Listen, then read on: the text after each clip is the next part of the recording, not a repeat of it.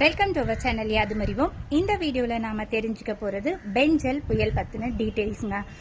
So Fengal அப்படின்றதுக்கு என்ன அர்த்தம், இதை எந்த நாடு பரிந்துரை செஞ்சாங்க, இதோடைய நிலவரம் என்ன, இந்த ஃபுல் டீட்டெயில்ஸு இந்த வீடியோவில் நாம் தெரிஞ்சுக்கலாம் வாங்க.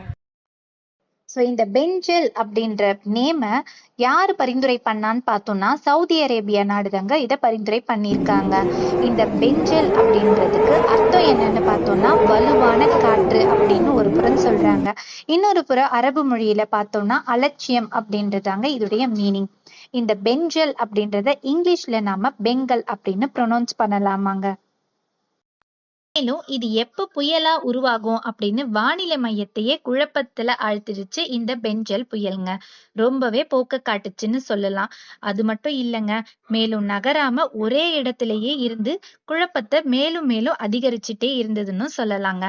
போக்கு காட்டிய பெஞ்சல் புயல் வங்கக்கடல்ல கிட்டத்தட்ட 23ஆம் தேதி காற்றழுத்த தாழ்வு பகுதியா உருவாகி படிப்படியா அது வலு அதிகரிச்சு காற்றழுத்த தாழ்வு மண்டலமாக வலுவாச்சுங்க. கிட்டத்தட்ட 29ஆம் தேதி 30ஆம் தேதிலாம் காற்றோட மிக கனமழையா புயல் ரொம்பவே அதிகரிச்சு ருத்ர தாண்டவம் ஆடுச்சுன்னே சொல்லலாங்க.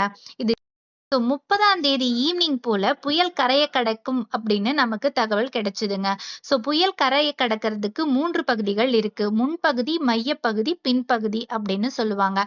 ஸோ முன்பகுதி கடக்கும் போது மிக குறைவான ஒரு மழையும் காற்றும் மட்டும்தாங்க இருக்கும். மைய பகுதி கடக்கும் போது ரொம்பவே அதிகமான மழை, காற்று, புயல் அடிக்குங்க. வழக்கத்தை விட இந்த தடவை ரொம்ப அதிகமான கனமழை அப்படின்னு தாங்க பதிவு செய்யறாங்க. அது மட்டும் இல்லைங்க, புயல் கரையை கடந்துருச்சுன்னு ஒரு புறமும், இன்னும் கடக்கல, அது கடல்லையே மையம் கொண்டிருக்குன்னு இன்னொரு புறமும் சொல்றாங்க.